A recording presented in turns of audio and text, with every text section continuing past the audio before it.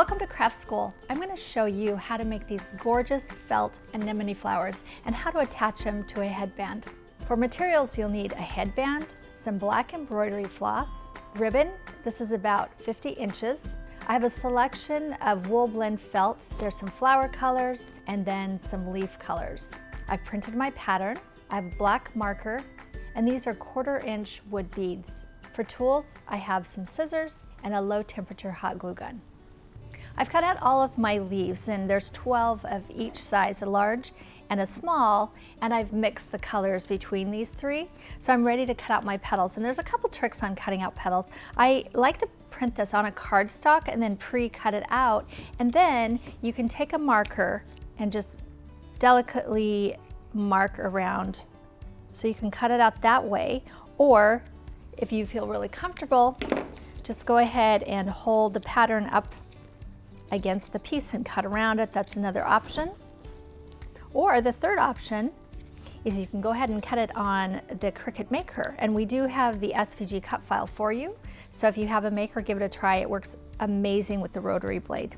And once I have the petal cut out, you can see there's 2 little marks that you can just snip. You can either use the pattern to do that, or you can do it by hand. When cutting out your petals, don't worry about making it exactly like the template. This is sort of a guide. So on this case, where I marked it, I'm just sort of loosely moving around within the line to make sure none of the black marker shows. This is also a project that'd be really fun for kids to make. You can pre-trace the templates for them and have them cut out the felt for you. So once you have all of your petals cut out, 6 per flower, you'll take your low temperature hot glue gun and just put a little tiny bit of glue on the center tab, overlay, and then do that again with the other side. Now I'm going to layer my petals to make a full circle flower. You want to be careful not to use too much glue. It gets a little bulky. So even if you put one on top of the other, go ahead and squeeze it with your fingers to make it as flat as possible. So here I have all my petals together. And the next thing I will do is grab some of this embroidery thread that's in black. I'm going to wrap this around my finger. I'm doing it 10 times. I'll slide that off, take another short piece like this, and loop that through and then tie it. I'm going to add glue to the back of this, so 1 tie is enough. I'll clip it, and then I'm going to fold it right there on the tie and make them all even. Then I'll open that up, add a dot of glue to my center of the flower, place that inside, and then I want to spread it out and use the glue to catch the threads so that you get a nice spray. Then the next thing I'll do is take one of my little tiny beads, and you can use paint if you want to. I think the marker works just fine. If you don't want to get marker all over your fingers, you can put it on a toothpick. And I don't want the hole to show, so I'll go ahead and put my glue right on the side of my bead and place that right in the center and press it down. So I've made 5 flowers in 5 different colors, and I'm going to show you how to take a just plain plastic headband and make it a little bit more fancy. So here's my ribbon.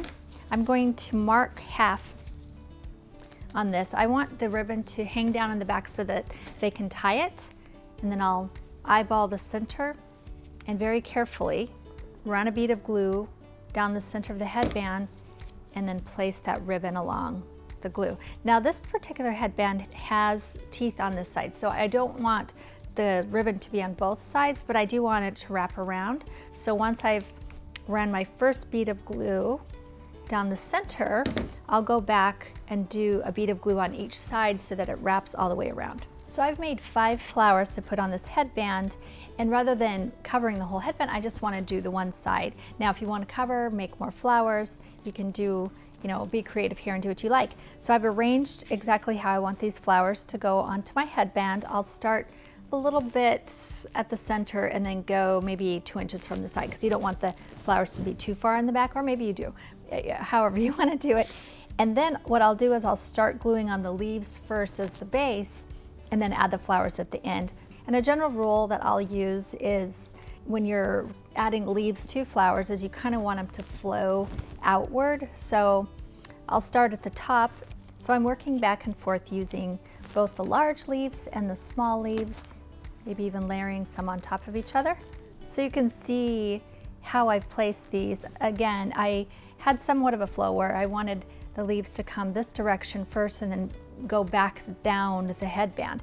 And rather than going willy-nilly all different directions, I sort of kept them in a flow so that it had a uniformity to them, and layer them, put smaller ones on top of the larger ones and tuck them and have the different colors mixed so it gives some visual interest. Now I'm going to add the flowers, place that, and really press it down into the felt. You have to be careful with hot glue guns and felt because it does stick. So if you get these little strings on there that are too hot, they might not come off. So be careful. Less is more for the beginning, and then when you know that you have it where you want it, you can add some more glue. You can also use some craft glue. It does take longer to dry, so you'll have to hold it a bit longer. And you can see how the flowers, I'm sort of placing the face going one direction here and then the other direction there, just again to add some variety. You can see how I rotated the flowers kind of back and forth and tucked them into each other so that it fits on your little girl's head about like this. So simple to make. Once she puts it on, you can tie the back if you want to, put a little bow in the back, or you can, if you want, tuck that back under and cut it off if you don't want these. There's so many things that you can use these felt anemones for. You can make a wreath, you can attach one to a hairpin and just clip it in your hair, or even make a boutonniere. That would be such a great way to have alternative flowers for your wedding, is adding these into your bouquet, even adding them into some real greenery. Tell us how you like to use felt flowers in the comments below, and make sure and share your photos by using #MadeWithLeah. Wait, I forgot a step. Click the button below and subscribe to our channel.